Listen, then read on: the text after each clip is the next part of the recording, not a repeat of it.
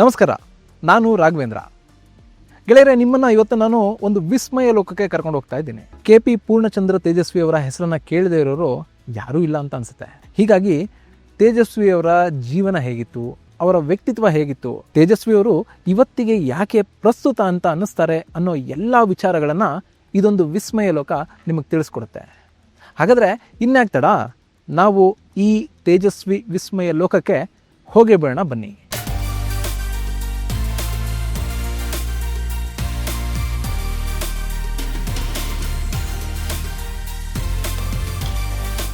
ಗೆಳೆಯರೆ, ಲಾಲ್ಬಾಗ್ನಲ್ಲಿ ಮಾಡಿರ್ತಕ್ಕಂಥ ವಿಸ್ಮಯ ತೇಜಸ್ವಿಯ ರೂವಾರಿಯಾಗಿರ್ತಕ್ಕಂಥ doctor Jagadish sir ನಮ್ಮ ಜೊತೆ ಇದ್ದಾರೆ. ನಾವು ಅವ್ರನ್ನೇ ಮಾತಾಡ್ಸೋಣ. ಈ ವಿಸ್ಮಯ ತೇಜಸ್ವಿ ಅನ್ನುವ ಒಂದು ಕಲ್ಪನೆ ಹೇಗೆ ಹುಡ್ತು, ಅದರ ವಿಭಿನ್ನತೆ ಹೇಗೆ, ಇದೆಲ್ಲವನ್ನು ಸಹ ಜಗದೀಶ್ ಸರ್ ಹೇಳ್ತಾರೆ. ಸರ್ ನಮಸ್ಕಾರ. ಸರ್, ಹೇಗೆ ಈ ಕಾನ್ಸೆಪ್ಟ್ ಹೇಗೆ ನಿಮ್ಮ ತಲೆಗೆ ಬಂತು? ಅಂದರೆ ಇದೊಂದು ಲಾಲ್ಬಾಗಿನ ಒಂದು ಫಲಪುಷ್ಪ ಪ್ರದರ್ಶನಕ್ಕೆ ತನ್ನದೇ ಆದಂಥ ಇತಿಹಾಸ ಇದೆ. ಸೊ ಇದು 219ನೇ ಫಲಪುಷ್ಪ ಪ್ರದರ್ಶನ. ಇದೊಂದು ಇಷ್ಟೊಂದು ಸುದೀರ್ಘವಾದಂಥ ಒಂದು ಇತಿಹಾಸ ಇರತಕ್ಕಂಥ ಫಲಪುಷ್ಪ ಪ್ರದರ್ಶನಗಳನ್ನು ಕುಂಡದಲ್ಲಿ ಬೆಳೆದಂಥ ಹೂಗಳು, ತರಕಾರಿಗಳನ್ನು ಒಂದು ಅರೇಂಜ್ ಮಾಡೋದ್ರ ಮೂಲಕ ನಡ್ಕೊಂಡು ಬರ್ತಾಯಿತ್ತು. ಆದರೆ 2011ರಲ್ಲಿ ನಾವು ಇದಕ್ಕೆ ಒಂದು ಕೃಂಬಿಗಲ್, ಅಂದರೆ ಈ ಒಂದು ನಮ್ಮ ರಾಷ್ಟ್ರಕ್ಕೆ ಮತ್ತು ನಾಡಿಗೆ ವಿಶೇಷ ಕೊಡುಗೆಯನ್ನು ಕೊಟ್ಟಂಥ ಕೃಂಬಿಗಲ್ ಆಗಿನ ಕಾಲದಲ್ಲಿ ಗಾರ್ಡನ್ ಸೂಪ್ರಿಡೆಂಟ್ ಆಗಿದ್ದರು ಮತ್ತು first chief architect of Karnataka ಆಗಿದ್ದರು ನಾಲ್ವಡಿ ಕೃಷ್ಣರಾಜ ಒಡೆಯರ್ ಕಾಲಾವಧಿನಲ್ಲಿ.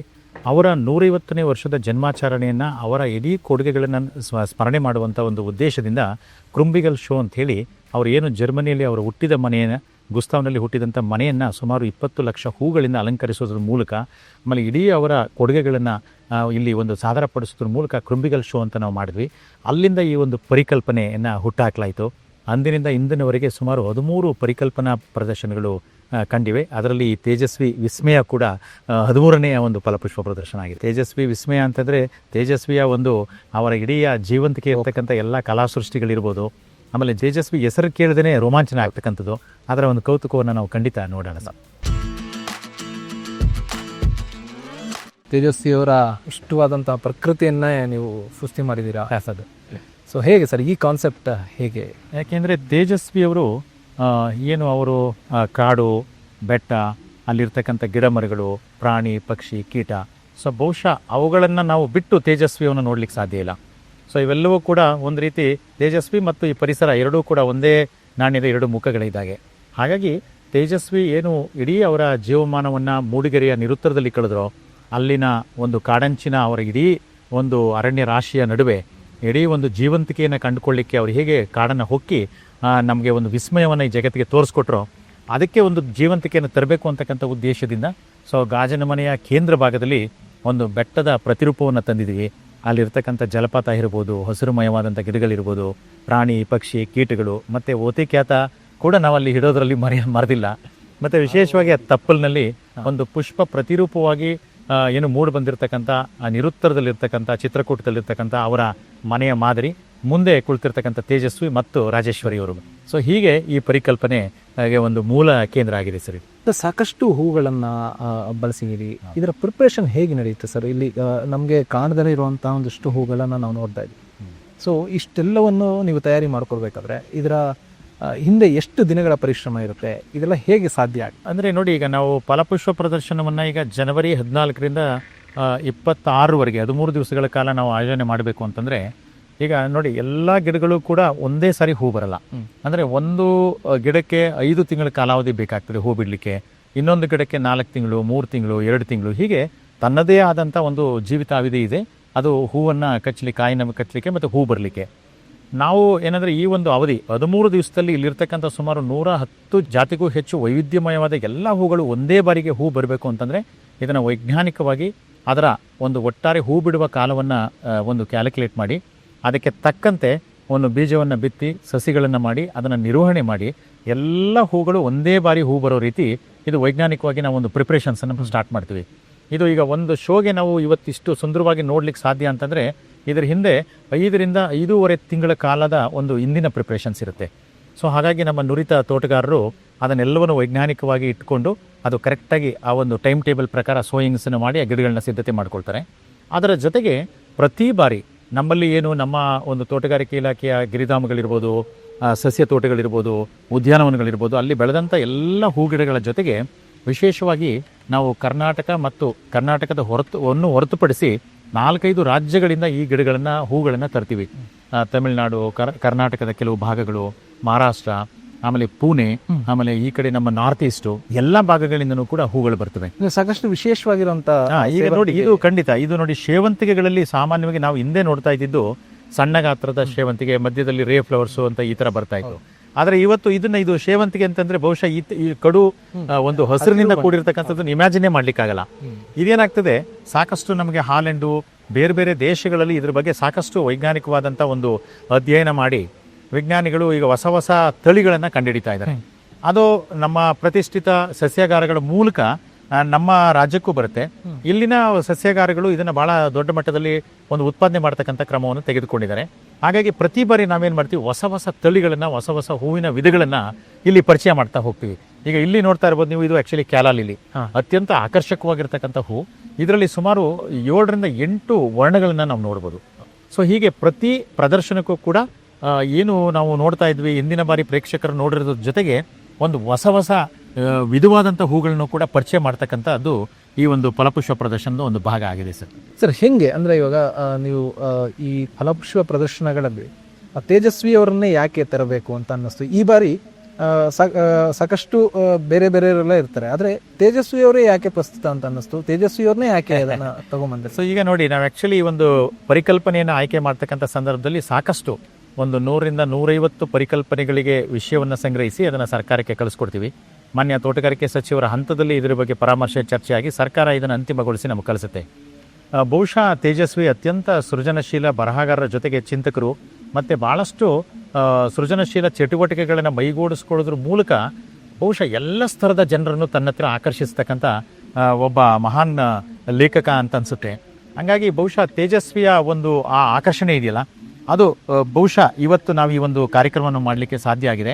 ರಾಜ್ಯ ಸರ್ಕಾರ ಏನು ಈ ಥೀಮನ್ನು ಕೊಟ್ಟಿದೆ, ಪರಿಕಲ್ಪನೆಯನ್ನು, ಅದನ್ನು ಆಧರಿಸಿ ಒಟ್ಟಾರೆ ತೇಜಸ್ವಿ ಮಯವಾದಂಥ ಒಂದು ಫಲಪುಷ್ಪ ಪ್ರದರ್ಶನವನ್ನು ತರಲಿಕ್ಕೆ ಇದು ಸಹಾಯಕಾರಿಯಾಗಿದೆ ಸರ್. ಸಾಮಾನ್ಯವಾಗಿ ತೇಜಸ್ವಿಯವರು ಅಂತಂದರೆ ಇವತ್ತಿನ ಒಂದು ಪೀಳಿಗೆಗೆ ಅವರು ಬರಹಗಾರರನ್ನೋದಷ್ಟೇ ಕಾಣುತ್ತೆ, ಆದರೆ ಇಲ್ಲಿ ತೇಜಸ್ವಿಯವರ ಬೇರೆ ಬೇರೆ ವಿಭಿನ್ನ ಮುಖಗಳನ್ನ ಕೂಡ ತಾವು ಪ್ರದರ್ಶನ ಮಾಡ್ತಾ ಇದ್ದೀವಿ.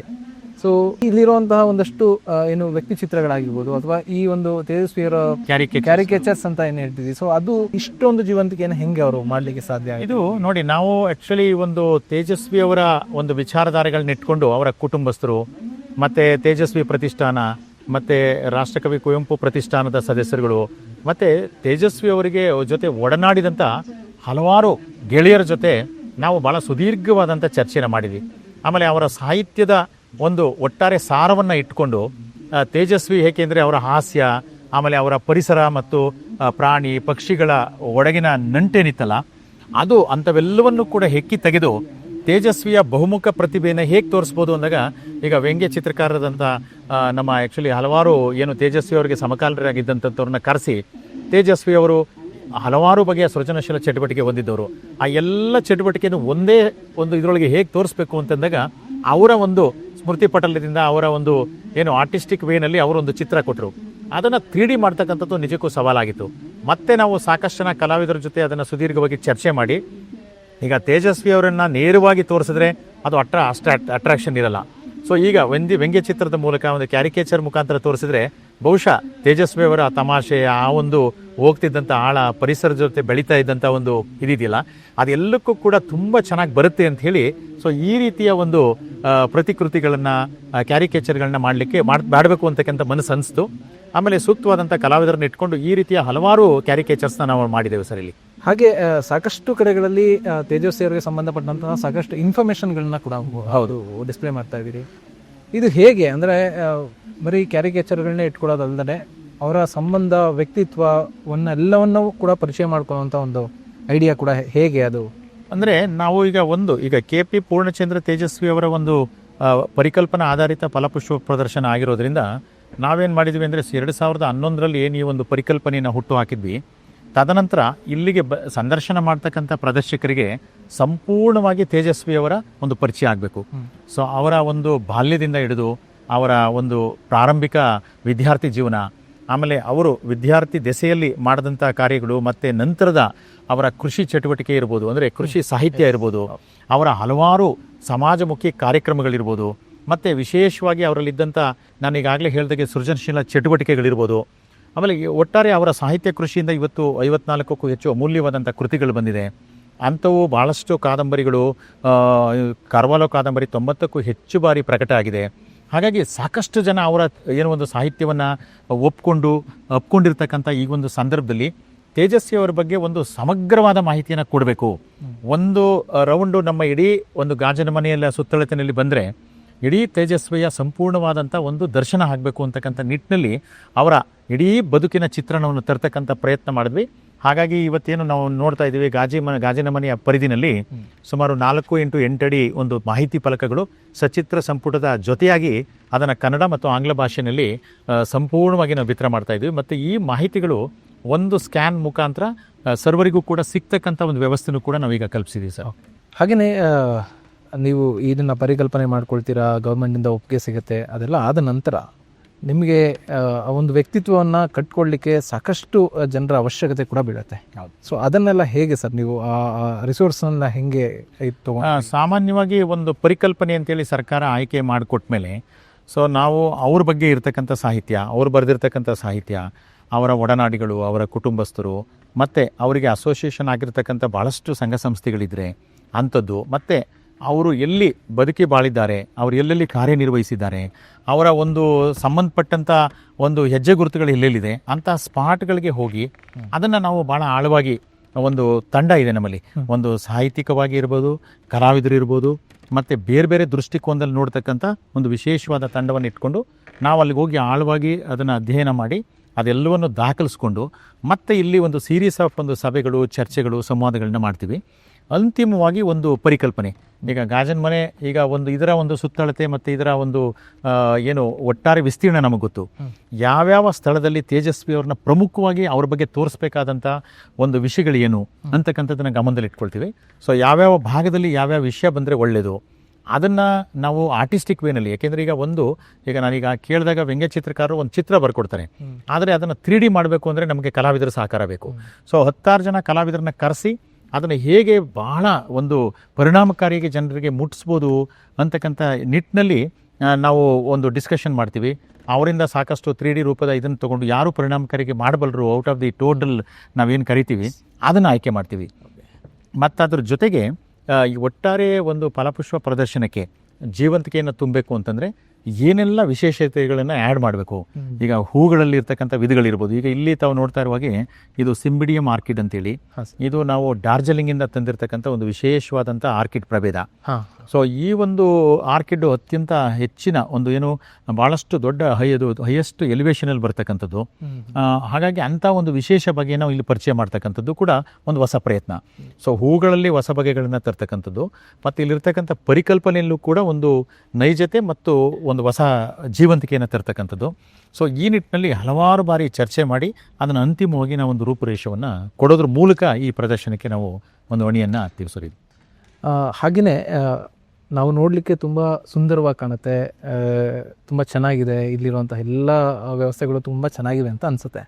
ಆದರೆ ಇದ್ರ ಹಿಂದಿನ ಶ್ರಮ ಇದೆಯಲ್ಲ ಅದು ಯಾರ ಕಣ್ಣಿಗೂ ಕೂಡ ಕಾಣೋದಿಲ್ಲ. ಹೌದು. ಸೊ ಹೇಗೆ ಈ ಪ್ರಿಪ್ರೇಷನ್ ನೀವು ಇಷ್ಟೆಲ್ಲ ಮಾಡಲಿಕ್ಕೆ ನಿಮ್ಮದೊಂದು ತಂಡ ಇರುತ್ತೆ, ಆ ತಂಡ ಹೇಗೆ ಕೆಲಸ ಮಾಡುತ್ತೆ ನೋಡಿ. ಈಗ ಒಂದು ಫಲಪುಷ್ಪ ಪ್ರದರ್ಶನ ಆಯೋಜನೆ ಮಾಡಬೇಕು ಅಂತಂದರೆ ಈಗ ನಮ್ಮ ಇಡೀ ಒಂದಂದ್ರೆ ತಾವು ಹೇಳ್ದಂಗೆ ಕೇವಲ ನಮ್ಮ ಸರ್ಕಾರಿ ಏನು ಕಚೇರಿ ಕೆಲಸ ಏನಿದೆಯಲ್ಲ ಅವಧಿ ಇದೆಯಲ್ಲ 10 to 5:30 ಅಂತ.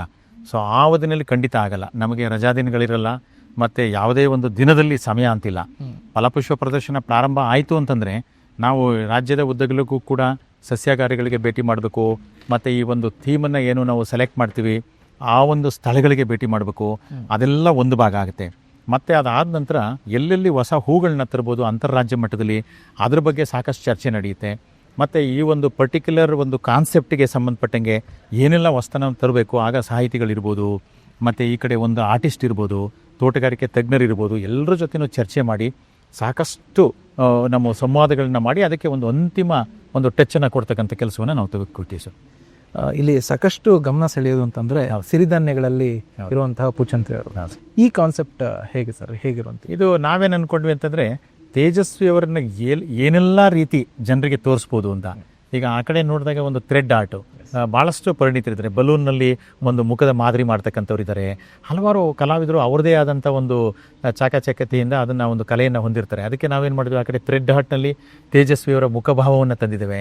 ಅದೇ ರೀತಿ ಇಲ್ಲಿ ಸಿರಿಧಾನ್ಯಗಳ ಮುಖಾಂತರ ಯಾಕೆ ಮಾಡಬಾರ್ದು ಅಂತೇಳಿ ಆಲೋಚನೆ ಮಾಡಿ ಇದ್ರ ಉತ್ತರ ಕರ್ನಾಟಕದಲ್ಲಿ ಇರ್ತಕ್ಕಂಥ ಒಬ್ಬ ಶಿವಲಿಂಗಪ್ಪ ಅಂತೇಳಿ ಭಾಳ ಹೆಸರಾಂತ ಕಲಾವಿದ, ಅವರಿಗೆ ನಾನು ರಿಕ್ವೆಸ್ಟ್ ಮಾಡಿದೆ, ಒಂದು ಸಿರಿಧಾನ್ಯದಲ್ಲಿ ಅವ್ರದ್ದು ಒಂದು 3D ರೂಪದಲ್ಲಿ ನಾವೊಂದು ಚಿತ್ರ ಕಳಿಸ್ತೀವಿ, ಅದನ್ನು ನೀವು ಮಾಡಿಕೊಡಿ ಅಂತ. ಭಾಳ ಸಂತೋಷದಿಂದ ಒಪ್ಪಿ ಭಾಳ ವಿಶೇಷವಾಗಿ ಒಂದು 5 ಲಕ್ಷಕ್ಕೂ ಹೆಚ್ಚು ಸಿರಿಧಾನ್ಯಗಳನ್ನ ಬಳಸಿ ಈ ಒಂದು ಪರಿಕಲ್ಪನೆಯನ್ನು ಮಾಡಿದ್ದಾರೆ ಸರ್. ಈ ರೀತಿಯಾದಂಥ ಒಂದು ವಿಶೇಷವಾಗಿರುವಂಥ ಒಂದು ಕಲ್ಪನೆಯನ್ನು ತಗೊಂಡಾಗ ಕಲಾವಿದರನ್ನು ಗುರುತಿಸುವಂಥದ್ದು ಹೇಗೆ? ಅಂದರೆ ಪ್ರಮುಖವಾಗಿ ಸರ್, ಈಗ ನಮಗೆ ಒಂದು ಕಾನ್ಸೆಪ್ಟ್ ನಾವು ಮನಸ್ಸಿನಲ್ಲಿ ಒಂದು ರಫ್ ಸ್ಕೆಚ್ ಮಾಡ್ಕೊಳ್ತೀವಿ. ಸೊ ಏನೆಲ್ಲ ಬೇಕು ಈ ಬಾರಿಯ ಪರಿಕಲ್ಪನೆಗೆ ಅಂತ. ಅಂಥ ಸಂದರ್ಭದಲ್ಲಿ ಇಂಥ ಕೆಲಸಗಳನ್ನ ಮಾಡಲಿಕ್ಕೆ ಈಗ ನಾವು ಕ್ಯಾರಿಕೇಚರ್ಸ್ ಮಾಡಿದ್ದೀವಿ. ಈಗ ನಾವು ಒಂದು 8-10 ಕಲಾವಿದರನ್ನ ಕರೆಸಿದ್ವಿ, ಅವ್ರ ಜೊತೆ ಚರ್ಚೆ ಮಾಡಿದ್ವಿ. ನೋಡಪ್ಪ, ಈ ರೀತಿ ಇದೆ, ಇದನ್ನು 3D ರೂಪದಲ್ಲಿ ಪರಿಣಾಮಕಾರಿಯಾಗಿ ತರಬೇಕು, ಮಾಡಬಲ್ಲರ ಅಂತ. ಆಗ ಕೆಲವರು ಏನು ಮಾಡ್ತಾರೆ, ಅವರು ಒಂದು ಸ್ಕೆಚ್ ಮುಖಾಂತರ ಕೊಡ್ತಾರೆ ಅಥವಾ ಒಂದು ಮಾಡೆಲ್ ಮಾಡ್ಕೊಂಡು ಬಂದು ಕೊಡ್ತಾರೆ.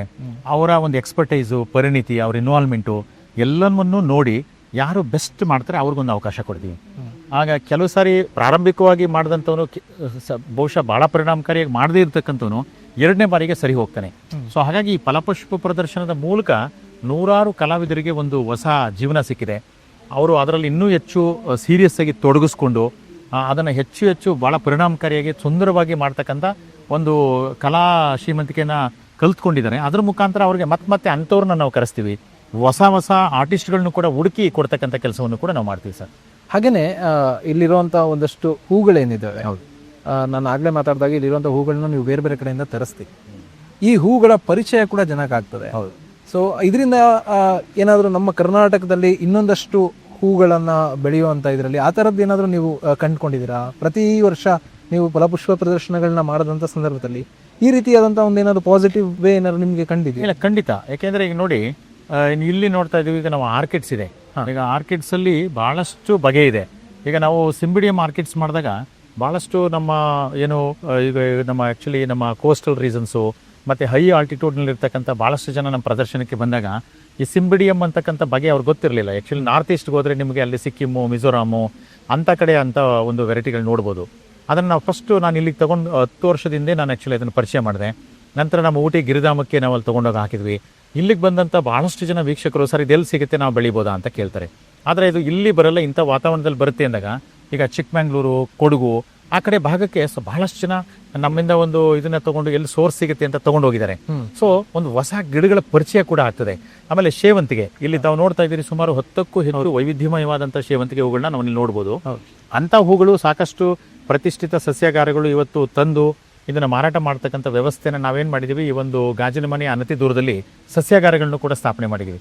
ಇಲ್ಲಿ ಏನು ಜನ ನೋಡ್ತಾರೋ ಅಂಥದ್ದನ್ನು ಮಾರಾಟದ ವ್ಯವಸ್ಥೆ ಕೂಡ ಇರೋದ್ರಿಂದ ಈಸಿಯಾಗಿ ಅದನ್ನು ಕೊಂಡು ಮತ್ತೆ ಅವರು ಬೆಳೆಸ್ತಕ್ಕಂಥ ಒಂದು ಇದನ್ನು ಒಂದು ಮುಂದುವರಿಸ್ಬೋದು. ಅದಕ್ಕೂ ಕೂಡ ಇದು ಒಂದು ವೇದಿಕೆಯಾಗಿದೆ. ಆಮೇಲೆ ಫಲಪುಷ್ಪ ಪ್ರದರ್ಶನದ ಮೂಲಕ ಸುಮಾರು 150ಕ್ಕೂ ಹೆಚ್ಚು ವೈವಿಧ್ಯಮಯವಾದಂಥ ಮಳಿಗೆನ ಒಂದೇ ಸೂರಿನಡಿ ನಾವು ತೆರೆದಿದ್ದೀವಿ. ಅಲ್ಲಿ ಬೇಕಾದಂಥ ಬೀಜ, ಗೊಬ್ಬರ, ಪರಿಕರಗಳು, ಗಿಡ, ಸಸ್ಯಗಳು ಎಲ್ಲವೂ ಕೂಡ ಸಿಗುತ್ತೆ. ಅದರಿಂದ ಒಂದು ಸಾರಿ ಫಲಪುಷ್ಪ ಪ್ರದರ್ಶನಕ್ಕೆ ಬಂದರೆ ಇಲ್ಲಿ ನೋಡಿರ್ತಕ್ಕಂಥ ಗಿಡ ನಮಗೂ ಬೇಕು ಅಂತ ಹೇಳಿ ಅವರಿಗೆ ನಿಜಕ್ಕೂ ಕೂಡ ಒಂದು ರೀತಿ ಅದರ ಬಗ್ಗೆ ಆಸೆ ಉಂಟಾಗ್ತದೆ. ಅದನ್ನು ತೆಗೆದುಕೊಂಡು ಹೋಗೋದ್ರ ಮೂಲಕ ಹೆಚ್ಚು ಹೊಸ ಗಿಡಗಳನ್ನು ಈ ಸಮಾಜಕ್ಕೆ ಪರಿಚಯ ಮಾಡಲಿಕ್ಕೂ ಕೂಡ ಇದು ಒಂದು ಒಳ್ಳೆಯ ವೇದಿಕೆಯಾಗಿದೆ ಸರ್. ಪ್ರತಿ ವರ್ಷ ಕೂಡ ಫಲಪುಷ್ಪ ಪ್ರದರ್ಶನವನ್ನು ನೀವೇ ಆಯೋಜನೆ ಮಾಡ್ತಾ ಬರ್ತಾ ಇದ್ದೀರಿ ಸಾಕಷ್ಟು ವರ್ಷಗಳಿಂದ. ಅದರ ರೆಸ್ಪಾನ್ಸ್ ಹೇಗಿದೆ? ಜನ ಹೇಗೆ ಅದನ್ನು ರಿಸೀವ್ ಮಾಡ್ಕೊಳ್ತಾ ಇದ್ದಾರೆ? ಜನರ ಆಸಕ್ತಿ ಹೇಗೆ ಇಂಪ್ರೂವ್ ಆಗ್ತಾ ಇದೆ? ಈಗ ನೋಡಿ, ನಾವು 2005 ಮತ್ತು 6ನೇ ಇಸ್ವಿನಲ್ಲಿ ಫಲಪುಷ್ಪ ಪ್ರದರ್ಶನ ಆಗ ಪ್ರಾರಂಭಿಕವಾಗಿ ನಾವು ಇಲ್ಲಿ ಬಂದಂಥ ಸಂದರ್ಭದಲ್ಲಿ ಆ್ಯಕ್ಚುಲಿ ಇಲ್ಲಿ ಬರ್ತಿದ್ದಂಥದ್ದು ಒಂದು 30,000 to 40,000 ಜನ. ಅಂದರೆ ನಾವು ಈ ಥರದ್ದೆಲ್ಲ ಅಚ್ಚುಕಟ್ಟುತನ, ಒಂದು ಶಿಸ್ತು ಮತ್ತು ಮಾಹಿತಿ ಯಾವುದೂ ಇರ್ತಿರ್ಲಿಲ್ಲ. ಜಸ್ಟ್ ಒಂದು ಪಾಟ್ನಲ್ಲಿ ಗಿಡ ಮತ್ತು ಏನು ನಮಗೆ ಬೇಕಾದಂಥ ಫಲಗಳನ್ನ ಒಂದು ಪ್ರದರ್ಶನ ಮಾಡ್ತಾ ಇದ್ವಿ, ಅಷ್ಟಕ್ಕೆ ಸೀಮಿತ ಆಗ್ತಾಯಿತ್ತು. ಆದರೆ ಇಷ್ಟೊಂದು ವೈವಿಧ್ಯತೆ ಇರಲಿಲ್ಲ, ಅಚ್ಚುಕಟ್ಟುತನ ಇರಲಿಲ್ಲ. ಮತ್ತು ಯಾವುದೇ ಒಂದು ತಾಂತ್ರಿಕ ವಿಚಾರಗಳು, ಯಾವುದೋ ಒಬ್ಬ ದಾರ್ಶನಿಕರ ಬಗ್ಗೆ ಒಂದು ಶೋ ಮಾಡಿದಾಗ ಯಾವುದೇ ಇನ್ಫಾರ್ಮೇಷನ್ ಕೂಡ ಇರ್ತಿರಲಿಲ್ಲ. ಅಂದರೆ ಒಂದು ಫಲಪುಷ್ಪ ಪ್ರದರ್ಶನ ಯಾವ ರೀತಿ ಆಗಿದೆ ಅಂತಂದರೆ, ನೆಕ್ಸ್ಟ್ ಫಲಪುಷ್ಪ ಪ್ರದರ್ಶನ ಯಾವಾಗ ಬರುತ್ತೆ ಅಂತ ಕಾಯುವಂಥ ಮನಸ್ಥಿತಿ ಲಕ್ಷಾಂತರ ಜನರಲ್ಲಿ ಉಂಟಾಗಿದೆ. ಅಂದರೆ ಅಷ್ಟರ ಮಟ್ಟಿಗೆ ಈ ಒಂದು ಫಲಪುಷ್ಪ ಪ್ರದರ್ಶನ ಕಣ್ಣಿಗೆ ಆನಂದವನ್ನು ನೀಡುವುದರ ಜೊತೆಗೆ ತಾಂತ್ರಿಕ ಮಾಹಿತಿಯೂ ಕೊಡುತ್ತೆ. ಆಮೇಲೆ ಇಲ್ಲಿ ಪ್ರತಿ ವರ್ಷ ನಾವು ಒಬ್ಬ ದಾರ್ಶನಿಕನ್ನ ಇಟ್ಕೊಂಡು ಹೇಗೆ ಒಂದು ಪರಿಕಲ್ಪನಾ ಆಧಾರಿತ ಶೋಗಳನ್ನ ಮಾಡ್ತಾ ಇದ್ದೇವೆ, ಇವತ್ತಿನ ಎಂಗೆಳೆಯರಿಗೆ ವಿಶೇಷವಾಗಿ ವಿದ್ಯಾರ್ಥಿಗಳಿಗೆ ಇದೊಂದು ಬಹಳ ದೊಡ್ಡ ಒಂದು ಸಂದೇಶವನ್ನು ಕೊಡ್ತಾ ಇದೆ. ಯಾಕೆಂದರೆ ಈಗ ನೋಡಿ, ನಾವು ವಿದ್ಯಾರ್ಥಿಗಳು ಅಂತಂದರೆ ಕೇವಲ ನಾವು ಇಂಥದ್ದೊಂದು ಡಿಗ್ರಿ ತೊಗೊಂಡ್ರೆ ಅಥವಾ 2 ಡಬಲ್ ಡಿಗ್ರಿ ಆದರೆ ನನ್ನ ರೆಸ್ಪಾನ್ಸಿಬಿಲಿಟಿ ಮುಗೀತು, ಒಂದೇ ಚಾನಲ್ ಯೋಚನೆ ಮಾಡ್ತೀವಿ. ಆದರೆ ತೇಜಸ್ವಿಯವರ ಒಂದು ಮನೋಬಲ ಮತ್ತು ಅವರಲ್ಲಿರ್ತಕ್ಕಂಥ ಅಷ್ಟೊಂದು ಅದಮ್ಯ ಚೇತನವನ್ನು ವಿದ್ಯಾರ್ಥಿಗಳು ಗಮನಿಸಿದಾಗ ನಿಜಕ್ಕೂ ಎಲ್ಲೋ ಒಂದು ಕಡೆ ಅವರಲ್ಲಿ ಒದಗಿರ್ತಕ್ಕಂಥ ಉತ್ಸಾಹವನ್ನು ಇಮ್ಮಡಿಗೊಳಿಸಿ ಮತ್ತೆ ಅವರು ಸಮಾಜದಲ್ಲಿ ಮತ್ತಷ್ಟು ಒಂದು ಏನು ಜೀವಂತಿಕೆಯಿಂದ ಕೆಲಸ ಮಾಡಲಿಕ್ಕೆ ಇದು ಸ್ಫೂರ್ತಿ ಕೊಡುತ್ತೆ. ಹಾಗಾಗಿ ಒಂದೊಂದು ಪ್ರದರ್ಶನವೂ ಕೂಡ ನಮ್ಮ ಇಡೀ ಸಮಾಜಕ್ಕೆ ಒಂದೊಂದು ಹೊಸ ಪಾಠವನ್ನು ಕಲಿಸುತ್ತೆ. ಆ ನಿಟ್ಟಿನಲ್ಲಿ ಈ ಒಂದು ಪ್ರದರ್ಶನಗಳು ತುಂಬ ವಿಶೇಷ ಅಂತಲೇ ಹೇಳ್ಬೋದು ಸರ್. ಕೃಮಿಗಳಿಂದ ಅವರಿಂದ ಆರಂಭ ಆದಂಥ ಒಂದಷ್ಟು ಕಾನ್ಸೆಪ್ಟ್ ಹೆಂಗಿದೆ, ಸೊ ಯಾರೆಲ್ಲರನ್ನ ದಾಟ್ಕೊಂಡು ಇವತ್ತು ನಾವು ತೇಜಸ್ವಿ ಅವರ ಇದಕ್ಕೆ ಬಂದು ನಿಂತಿದ್ದೀವಿ. ಪ್ರಾರಂಭಿಕವಾಗಿ ನಾವು ಕೃಂಬಿಗಲ್ ಅವರ ಒಂದು ಪರಿಕಲ್ಪನಾ ಫಲಪುಷ್ಪ ಪ್ರದರ್ಶನಗಳನ್ನ ಮಾಡಿದ್ವಿ. ಅದಾದ ನಂತರ ಮಹಾತ್ಮ ಗಾಂಧೀಜಿಯವರು, ಸ್ವಾಮಿ ವಿವೇಕಾನಂದರು, ಮತ್ತು ವಾಲ್ಮೀಕಿ ಅವರು ಇರ್ಬೋದು, ರಾಜ್ಕುಮಾರ್ ಮತ್ತು ಪುನೀತ್ ರಾಜ್ಕುಮಾರ್ ಅವರು ಇರ್ಬೋದು, ಕಿತ್ತೂರು ರಾಣಿ ಚೆನ್ನಮ್ಮ ಮತ್ತು ಸಂಗೊಳ್ಳಿ ರಾಯಣ್ಣ, ಮತ್ತು ಕನ್ನಡಕ್ಕೆ ಮೊದಲ ಜ್ಞಾನಪೀಠ ಬಂದಂಥ ಸಂದರ್ಭದಲ್ಲಿ ರಾಷ್ಟ್ರಕವಿ ಕುವೆಂಪು ಅವರ ಹೆಸರಿನಲ್ಲಿ, ಮತ್ತು ಬಸವಣ್ಣನವರು ಮತ್ತು ಬಸವಾದಿ ಶರಣರು, ಮತ್ತು ಈಗ ಪ್ರಸ್ತುತ ತೇಜಸ್ವಿಯವರು, ಹೀಗೆ ಹಲವಾರು ಪರಿಕಲ್ಪನೆಯನ್ನು ಇಟ್ಕೊಂಡು ನಾವು ಪ್ರದರ್ಶನಗಳನ್ನ ಮಾಡಿದ್ದೀವಿ ಸರ್. Thank you sir. ಈ ಒಂದು ಫಲಪುಷ್ಪ ಪ್ರದರ್ಶನ ಅಂತಂದರೆ ನೋಡ್ಕೊಂಡು ಹೋಗೋರಿಗೆ ಇಲ್ಲಿರುವಂಥ ಒಂದಷ್ಟು ಹೂಗಳು, ಇಲ್ಲಿರುವಂಥ ಒಂದಷ್ಟು ಕಾನ್ಸೆಪ್ಟ್ ಇದು ಮಾತ್ರ ಕಾಣುತ್ತೆ. ಆದರೆ ಇದ್ರ ಹಿಂದಿರುವಂತಹ ಒಂದಷ್ಟು ಶ್ರಮ, ಅದರಿಂದ ಯಾರೆಲ್ಲ ಕೆಲಸಗಳನ್ನ ಮಾಡ್ತಾರೆ ಅನ್ನೋದನ್ನು ನಮ್ಮ ವೀಕ್ಷಕರಿಗೆ ತಿಳಿಸ್ಕೊಡ್ತೀರಿ. Thank you. ಧನ್ಯವಾದಗಳು. ನೋಡಿದ್ರಲ್ಲ ವೀಕ್ಷಕರೇ, ಲಾಲ್ಬಾಗ್ನ ಫಲಪುಷ್ಪ ಪ್ರದರ್ಶನ ಅನ್ನೋದನ್ನು ನಾವು ನೋಡಿ ತುಂಬ ಚೆನ್ನಾಗಿದೆ ಅಂತ ಅನ್ಕೋತೀವಿ. ಆದರೆ ಅದು ರೆಡಿ ಆಗೋದ್ರ ಹಿಂದೆ ಎಷ್ಟೆಲ್ಲ ಶ್ರಮ ಇರುತ್ತೆ, ಯಾರೆಲ್ಲ ಕೆಲಸನ ಮಾಡ್ತಾರೆ ಮತ್ತು ಇದನ್ನು ಹೇಗೆಲ್ಲ ಆರ್ಗನೈಸ್ ಮಾಡಲಾಗುತ್ತೆ ಅನ್ನೋದನ್ನು ಡಾಕ್ಟರ್ ಜಗದೀಶ್ ಸರ್ ತುಂಬ ಚೆನ್ನಾಗಿ ವಿವರಿಸಿದ್ದಾರೆ. ಈ ಬಾರಿ ತೇಜಸ್ವಿ ವಿಸ್ಮಯ ಅನ್ನೋ ಪರಿಕಲ್ಪನೆಯಲ್ಲಿ ತೇಜಸ್ವಿಯವರ ಲೋಕವನ್ನೇ ಇಲ್ಲಿ ಸೃಷ್ಟಿ ಮಾಡಲಾಗಿದೆ. ಸೊ ಇನ್ನು ಹೆಚ್ಚು ದಿನ ಇರೋದಿಲ್ಲ, ಇದೇ 26ಕ್ಕೆ ಈ ಫಲಪುಷ್ಪ ಪ್ರದರ್ಶನ ಕೊನೆಗೊಳ್ಳುತ್ತೆ. ಹಾಗಾಗಿ ಯಾರೆಲ್ಲ ತೇಜಸ್ವಿಯವರನ್ನು ನೋಡಬೇಕು ಅಂತ ಅನ್ಕೋತಿರೋ ಒಮ್ಮೆ ಲಾಲ್ಬಾಗ್ಗೆ ಭೇಟಿ ಕೊಡಿ. ನಮಸ್ಕಾರ.